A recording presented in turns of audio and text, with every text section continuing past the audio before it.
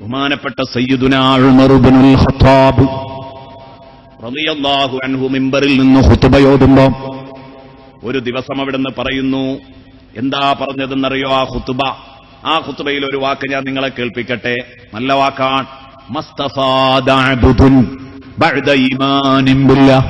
മറ്റൊരു റിപ്പോർട്ടിലുള്ളത് ബഅദ തഖ്വല്ലാഹ്. അള്ളാഹുവിന് തഖ്വ ചെയ്യുന്നതിന്റെ ശേഷം, ഈമാനും ബില്ലാഹിക്ക് ശേഷം ഒരു മനുഷ്യന് നേടിയ ഏറ്റവും വലിയ ഖൈർ ഈമാനാണ്.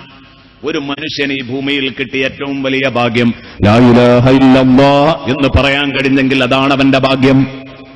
അതിനെ ചേർന്ന് വരുന്ന റിസാലത്തിന്റെ വാക്കുകൾ മുഹമ്മദുർ റസൂലുള്ളാഹ്. ആദം നബി തൊട്ടുള്ളവരത് പറഞ്ഞിട്ടുണ്ടല്ലോ. മുഹമ്മദുർ റസൂലുള്ളാഹ് അത് നമുക്ക് മാത്രമല്ല, എല്ലാ നബിമാരെ കൊണ്ടും അള്ളാഹു പറയിപ്പിച്ചിട്ടുണ്ട്.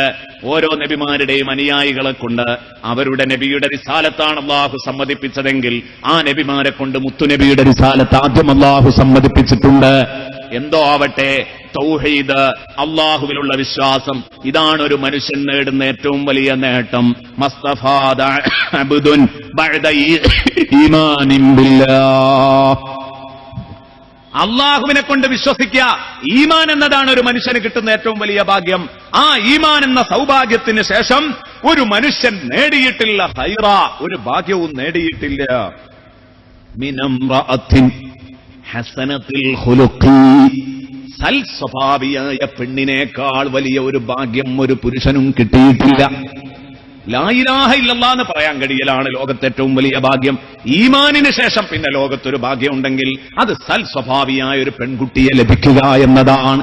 ബഹുമാനപ്പെട്ട സയ്യിദുനാ ഉമർ ഇബ്നുൽ ഖത്താബ് റളിയല്ലാഹു അൻഹു വദൂദിൻ വലൂദിൻ, ഭർത്താവിനെ ധാരാളം സ്നേഹിക്കാൻ തയ്യാറുള്ള, പ്രസവിക്കാൻ ഒരുക്കമുള്ള, സൽസ്വഭാവിയായ നല്ല ഒരു പെണ്ണിനെ ലഭിക്കുന്നെങ്കിൽ ആ പെണ്ണാണ് കേട്ടോ ഏറ്റവും വലിയ സൗഭാഗ്യം എന്ന് ഉമർ ഇബ്നുൽ ഖത്താബ് റളിയല്ലാഹു അൻഹു പറഞ്ഞു. ഒക്കെ പറയേണ്ടതാണ്. വലൂദ്, ആ ഭാഗമൊക്കെ പറയേണ്ടതാണ്. സമയം വൈകുമോ എന്നുള്ളതുകൊണ്ട് അങ്ങോട്ട് കടക്കുന്നില്ല. പ്രസവിക്കാൻ തയ്യാറുള്ള പെണ്ണ്, കൂടുതൽ പ്രസവിക്കാൻ തയ്യാറുള്ള പെണ്ണാണ്. ഇന്നതൊക്കെ പോയി, പെണ്ണിനാവൂല. ഇതിനൊന്നും ഇന്ന് പെണ്ണിനാവൂല. പ്രയാസങ്ങളും പ്രതിസന്ധികളും നൂറുകൂട്ടം പറയുകയാണ്. ഏതോ ആവട്ടെ, ഞാൻ ഇപ്പോൾ അതിലേക്ക് വരുന്നില്ല. വമസ്തഫാദ അബ്ദുൻ ബഅദ കുഫ്രിൻ ബില്ലാഹി ശർറ. അല്ലാഹുവിനെ കൊണ്ട് നിഷേധിക്കുക എന്നുള്ളത് ആ ഭൂമിയിലെ ഏറ്റവും വലിയ ഭാഗ്യദോഷം. ആ ഭാഗ്യദോഷം കഴിഞ്ഞാൽ പിന്നെ ഏറ്റവും വലിയ ഭാഗ്യദോഷം മിനംറഅത്തിൻ ഹദീദത്തിൽ ലിസാൻ. നാക്ക് മൂർച്ചയുള്ള ഒരു പെണ്ണിനെ ലഭിക്കുക എന്നതാണ്. നാക്ക് നീളം കൂടിയ ഒരു പെണ്ണിനെ കിട്ടുക. സയ്യത്തിൽ ഖുലുഖി, ചീത്ത സ്വഭാവിയായ, സൽസ്വഭാവിനിയല്ല, ചീത്ത സ്വഭാവമുള്ള പെണ്ണ്. വല്ലാഹി. എന്നിട്ട് ബഹുമാനപ്പെട്ട ഉമർ ഇബ്നുൽ ഖത്താബ് റളിയല്ലാഹു അൻഹു പറയാണ്, ഉമ്മമാരെ, ഉമർ ഇബ്നുൽ ഖത്താബിന്റെ വാക്ക് ഞാൻ ഇവിടെ ഇടുന്നത്, ഈ സദസ്സിന് മുമ്പേ സമർപ്പിക്കുന്നത് എന്തിനാ? നിങ്ങൾ ഒന്ന് ചിന്തിക്ക്, ഞാൻ ഏത് ടൈപ്പാണ്, ഏത് ടൈപ്പിലുള്ളവളാ ഞാൻ എന്നൊന്ന് ചിന്തിക്ക്. ഇത് പറഞ്ഞിട്ട് ഉമർ റളിയല്ലാഹു അൻഹു പറയാൻ, ലോകത്ത് മനുഷ്യൻ നേടിയ ഏറ്റവും വലിയ നേട്ടം സൽസ്വഭാവമുള്ള പെണ്ണാണ്. ലോകത്തെ ഏറ്റവും വലിയ കോട്ടം, ഒരു മനുഷ്യന് കിട്ടിയ ഏറ്റവും വലിയ നഷ്ടം സ്വഭാവ ദൂഷ്യക്കാരിയായ ഒരു പെണ്ണാണ് എന്ന് പറഞ്ഞിട്ട് മഹാനവറുകൾ പറയാണ്, വല്ലാഹി വല്ലാഹി, അല്ലാഹു സാക്ഷി, അല്ലാഹു സത്യം, ഇന്ന മിൻഹുന്ന, പെണ്ണുങ്ങളുടെ കൂട്ടത്തിലുണ്ട് ലഗുൻമൻ ലാ യുഹദാ മിൻ, ഒരിക്കലും മറ്റൊരാൾക്ക് പങ്കുവെക്കാൻ ആഗ്രഹിക്കാത്ത മഹാഭാഗ്യങ്ങൾ പെണ്ണുങ്ങളുടെ കൂട്ടത്തിലുണ്ട്. ലഗുൻമൻ, ചില മഹാഭാഗ്യങ്ങൾ പെണ്ണുങ്ങളുടെ കൂട്ടത്തിലുണ്ട്. ചില മഹാഭാഗ്യങ്ങൾ ഗനീമത്ത് കിട്ടിയതുപോലെ കിട്ടുന്ന, ലക്കിയടിക്കുന്ന കുറെ പെണ്ണുങ്ങളുണ്ട്. ലാ യുഹദാ മിൻഹു, അത് മറ്റൊരാൾക്ക് പങ്കുവെക്കാൻ അവൻ ആഗ്രഹിക്കൂല. ഇതെനിക്ക് കിട്ടിയതാണ്, ഇത് ഞാൻ വിടില്ല എന്ന് കരുതുന്ന നല്ല പെണ്ണുങ്ങളുമുണ്ട്. വഇന്ന മിൻഹുന്ന, അവരിൽ തന്നെയുണ്ട് ലഗുല്ലൻ ലാ യുഫ്ദാ മിൻഹു, ഒരു കാലത്തും മോചനമില്ലാത്ത വണ്ടിം വലയും, അതും പെണ്ണുങ്ങളുടെ കൂട്ടത്തിലുണ്ട്. ഉമർ ഇബ്നുൽ ഖത്താബ് റളിയല്ലാഹു അൻഹു. മറ്റൊരാൾക്ക് പങ്കുവെക്കാൻ ആഗ്രഹിക്കാത്ത മഹാസൗഭാഗ്യങ്ങളായ പെണ്ണുങ്ങളുണ്ട്. കെട്ടിക്കുടുങ്ങി ഒരു നിലക്കും അതിൽ നിന്ന് രക്ഷപ്പെടാനാവാത്ത വണ്ടി വലയും അതുകൊണ്ട് കെട്ടിക്കുടുങ്ങിലഞ്ഞു കൊണ്ടുപോകുക തന്നെയാണ്. കാരണം തലാഖില്ല, അതിലേറെ പ്രശ്നമാണ്. കുടുംബ കോടതികളായി, മനുഷ്യാവകാശ കമ്മീഷനുകളായി എല്ലാവരുമുണ്ട്. എല്ലാവരും രംഗത്തിറങ്ങുന്നു. ആണ് വലഞ്ഞത് തന്നെയാണ്. വഇന്ന മിൻഹുന്ന ലഗുല്ലൻ ലാ യുഫ്ദാ മിൻഹു, ഒരു കാലത്തും മോചനമില്ലാത്ത വണ്ടിം വലയും അതും ഈ കൂട്ടത്തിലുണ്ട്, പെണ്ണുങ്ങളുടെ കൂട്ടത്തിൽ. അപ്പൊ ഏത് ടൈപ്പാ നമ്മളെ കിട്ടിയിട്ട് നമ്മുടെ ഭർത്താവിന്റെ മാനസികാവസ്ഥ എന്താണ്? നിന്നെ കിട്ടിയതെന്റെ ഭാഗ്യം എന്ന് ഒരു ഭർത്താവ് പറയട്ടെ പറയാതിരിക്കട്ടെ, അയാളുടെ മനസ്സിലിരിപ്പ് എന്താണ്? ഓരോ പെണ്ണിനും മനസ്സിലാക്കാൻ പറ്റുമല്ലോ അത്. എന്നെ കിട്ടിയതിൽ എന്റെ ഭർത്താവ് സംതൃപ്തനാണോ, സംതൃപ്തനല്ലേ? ഇത് ആലോചിക്കേണ്ട ഒരു സംഗതിയാണ്. ബഹുമാനപ്പെട്ട സയ്യിദുനാ ഉമർ ഇബ്നുൽ ഖത്താബ് റളിയല്ലാഹു അൻഹു മിമ്പറിൽ നിന്ന് പ്രഖ്യാപിച്ചതാണ്, പ്രിയപ്പെട്ട സുഹൃത്തുക്കളെ, ഇത്. അപ്പൊ അതുകൊണ്ട് തന്നെ ഭർത്താവിനോട് ഒത്തുപോകുന്ന പെണ്ണാവണം. ബഹുമാനപ്പെട്ട ബീവി ഫാത്തിമ റളിയല്ലാഹു അൻഹാ, ആ ഫാത്തിമ ബീവിക്ക് അല്ലാഹുവിന്റെ റസൂൽ ഒരു ഭർത്താവിനോടുള്ള കടപ്പാട് എത്രയാണ് എന്ന് ഫാത്തിമ ബീവിക്ക് അല്ലാഹുവിന്റെ റസൂൽ എഴുന്നേറ്റു ഫാത്തിമയെ സ്വീകരിച്ചു. അവിടെ പറയുന്ന എഴുന്നേറ്റ് ഫാത്തിമയെ സ്വീകരിച്ചു. ഈ സ്വീകരണം എങ്ങനെയായിരിക്കും? മറ്റു പല സ്ഥലത്തും നമുക്ക് കാണാം, ഇവിടെ അങ്ങനെ തന്നെ ചെയ്തു എന്ന് പറയുന്നില്ല. പക്ഷേ ഫാത്തിമ ബീവി തന്നെ പറയുന്നുണ്ട്, എന്റെ കല്യാണം കഴിയോളും എന്റെ വാപ്പ എന്നെ കാണുമ്പോ എന്റെ മുഖത്ത് ചുംബിച്ചിരുന്നു, എനിക്ക് സ്നേഹം പകർന്നു തന്നിരുന്നു. കല്യാണത്തിന് ശേഷം ഒരാണിന്റെ ചൂരുമൊക്കെ അറിഞ്ഞ ശേഷം ഞാൻ എന്റെ വീട്ടിലേക്ക് കടന്നു, വാപ്പ എത്തി നിന്നിട്ടുമ്മ വെക്കുമായിരുന്നു. കണ്ടോ നിങ്ങൾ, പ്രായത്തിനനുസരിച്ചുള്ള ഒരു മാറ്റം അതിൽ ആളനയിലും പെരുമാറ്റത്തിലുമൊക്കെ വാപ്പമാരുടെ അടുത്തുണ്ടാവേണ്ടതാണ്. ബഹുമാനപ്പെട്ട ഫാത്തിമ ബീവി അന്നും സ്വീകരിച്ചത് അങ്ങനെ തന്നെയാവാം. മകളെ സ്വീകരിച്ചോ. അത് കഴിഞ്ഞിട്ട് മകള് അതാ മുത്തു നബി സല്ലല്ലാഹു അലൈഹി വസല്ലമ തങ്ങളുടെ മുമ്പിൽ നിന്ന് കരയുമ്പോ റസൂലുള്ള ചോദിച്ചു, മാ യുബ്കീകി യാ ഫാത്തിമ, ഫാത്തിമോ നീ എന്തിനാ കരയുന്നത്? അവിടുന്ന് മറുപടി പറയുന്നു, യാ ബീ, എന്റെ പൊന്നുപിതാവേ, ഇന്നി ഖുൽതു ലി അലിയിനിൽ ബാരിഹ, ഇന്നലെ രാത്രി ഞാൻ എന്റെ പ്രിയപ്പെട്ട ഭർത്താവിനോട് ആരോട് പറഞ്ഞുപോയി, ഉപ്പാ ഖൗലൻ ഖദ് ഗളിബ ബിഹി മിന്നി, അയാൾക്ക് നിഷ്ഠകരമായൊരു പറഞ്ഞുപോയി, അയാൾക്ക് ഇഷ്ടപ്പെടാത്ത ഒരു ചെറിയ വാക്ക് ഞാൻ പറഞ്ഞുപോയി. ജീവിതല്ലേ, സപണക്കങ്ങൾ ഉണ്ടാവുമല്ലോ. ഇന്ന് വരെ ഞങ്ങൾ പിണങ്ങിയില്ല എന്ന് പറയാൻ പറ്റുന്ന ദമ്പതികൾ എത്ര പേരുണ്ട് ഈ സദസ്സിൽ? പ്രസംഗം കേൾക്കുന്നവരിൽ വളരെ കുറവായിരിക്കും. വെറു തമാശക്കെങ്കിലും അങ്ങുമെങ്ങും പിണങ്ങുമല്ലോ. നബിയെ വാക്ക് പറഞ്ഞു, തമാശ പറഞ്ഞതാണ്, അത് അലിയാർക്ക് രുചിച്ചില്ല, അലിയാർക്കത് രുചിച്ചില്ല.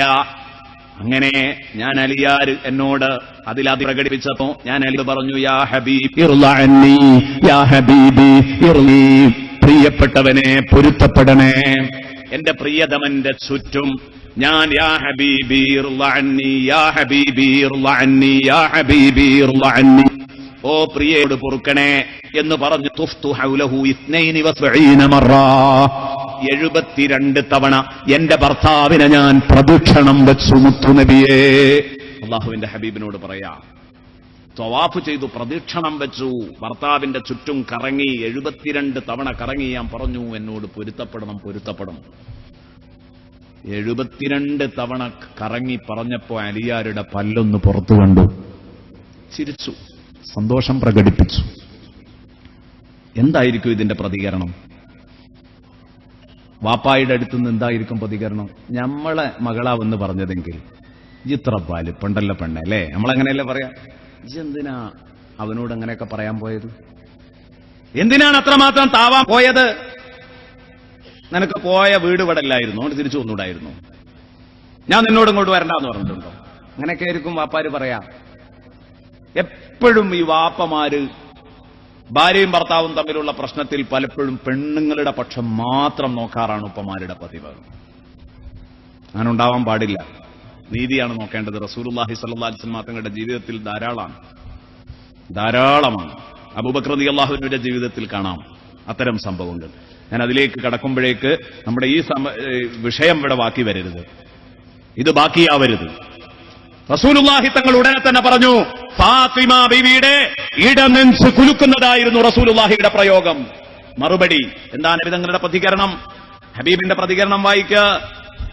യാ ഫാത്തിമ, ലൗ മുത്തിൽ ബാരിഹ, ഫാത്തിമ ഇന്നലെ രാത്രി എങ്ങാനും നീ മരണപ്പെട്ടിരുന്നെങ്കിൽ ഖബല അൻ തുർളി അലിയ, നിന്റെ ഭർത്താവായ അലിയെ പൊരുത്തപ്പെടിപ്പിക്കുന്നതിന്റെ മുമ്പ്, അലിയെ തൃപ്തിപ്പെടുത്തുന്നതിന്റെ മുമ്പ് നീ മരിച്ചു പോയിരുന്നെങ്കിൽ, ആ വിവരം ഞാൻ അറിഞ്ഞിരുന്നെങ്കിൽ, നിങ്ങൾ പിണക്കത്തിലാന്നറിഞ്ഞിരുന്നെങ്കിൽ, ലമാ സ്വല്ലീതു അലൈക്കി, നിന്റെ മേൽ ഞാൻ ജനാർ നിസ്കരിക്കില്ലായിരുന്നു ഫാത്തിമ, നിന്റെ മയ്യത്ത് ഞാൻ നിസ്കരിക്കൂലായിരുന്നു ഫാത്തിമ.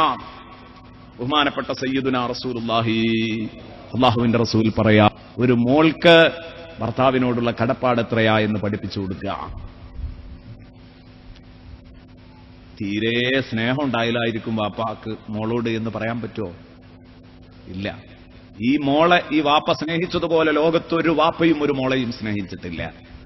ഫാത്തിമത്തു ഖിത്അത്തും മിന്നീ ഫമൻ നാദാഹാ ഫഖദ് ആദാനി, ഫാത്തിമേന്റെ കരളിന്റെ കഷ്ടമാണ്. ഫാത്തിമാനെ ആരെങ്കിലും ശല്യം ചെയ്താൽ അതെന്നെ ശല്യം ചെയ്യുന്നതിന് തുല്യമാണ്. സയ്യിദുനാ റസൂലുള്ളാഹി. ബഹുമാനപ്പെട്ട അലിയാർ പറയുന്നുണ്ട്, ആ കാലഘട്ടത്തിലൊക്കെ ബഹുഭാരിത്വം ഇഷ്ടം പോലെ ഉള്ളൊരു സമയമാണല്ലോ. എല്ലാവർക്കും ഉണ്ട് ഒന്നിലധികം ഭാര്യമാർ, ഒന്നിലധികം ഭാര്യമാർ എല്ലാവർക്കും ഉണ്ട്. സിദ്ദീഖ് റളിയല്ലാഹു അൻഹു, ഉമർ റളിയല്ലാഹു അൻഹു, അങ്ങനെ നോക്കിയാൽ എല്ലാവർക്കും ഉണ്ട്. അലി റളിയല്ലാഹു അൻഹുവിന് ഫാത്തിമ ബീവി മരിക്കുന്നത് വരെ രണ്ടാമത്തെ കല്യാണം അലിയാർ കഴിച്ചില്ല. പലപ്പോഴും അന്വേഷണങ്ങൾ പലതും വന്നിട്ടുണ്ട്.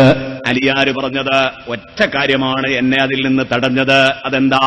ഫാത്തിമത്തു ഖിത്അത്തും മിന്നീ ഫമൻ നാദാഹാ ഫഖദ് ആദാനി. ഫാത്തിമാനെ ഒരാൾ ശല്യം ചെയ്താൽ അതെന്നെ ശല്യം ചെയ്യുന്നതിന് തുല്യമാണെന്ന് മുത്തുനബി പറഞ്ഞിട്ടുണ്ട്. ഒരു പെണ്ണും സഹിക്കൂല രണ്ടാം കെട്ട്. അപ്പൊ ഫാത്തിമാക്കത് ശല്യമാകും. ഫാത്തിമയുടെ മനസ്സ് വേദനിച്ചാൽ മുത്തുനബി വേദനിക്കല്ലോ എന്ന് കരുതിയിട്ടാണ് ഫാത്തിമ ബീവി മരിക്കുന്നത് വരെ ഞാൻ കല്യാണം കഴിക്കാതിരുന്നത്. അതാ പറഞ്ഞത്, ഫാത്തിമ ബീവി മരിക്കുന്നത് വരെ കല്യാണം കഴിക്കാതിരുന്നത് അതുകൊണ്ടാണോ? അത്രത്തോളം പരിഗണിക്കുകയും ഈ മകളെ സ്നേഹിക്കുകയും ചെയ്തിട്ടുണ്ട് ബഹുമാനപ്പെട്ട സയ്യിദുനാ റസൂലുള്ളാഹി. പക്ഷെ ഇതിങ്ങനെ പറയാൻ കാരണം ഭർത്താവിനോടുള്ള ബാധ്യതയുടെ കടുപ്പം മകളെ പഠിപ്പിക്കാനാണ്. എന്നിട്ട് മകളോട് പറഞ്ഞു, മോളെ, വാപ്പ എന്താ കണ്ണിൽ ചോരയില്ലാത്ത പ്രതികരണം നടത്തിയത് എന്ന് തോന്നിപ്പോകരുത്, വാപ്പാക്ക് സ്നേഹമില്ല എന്ന് തോന്നിപ്പോകരുത്.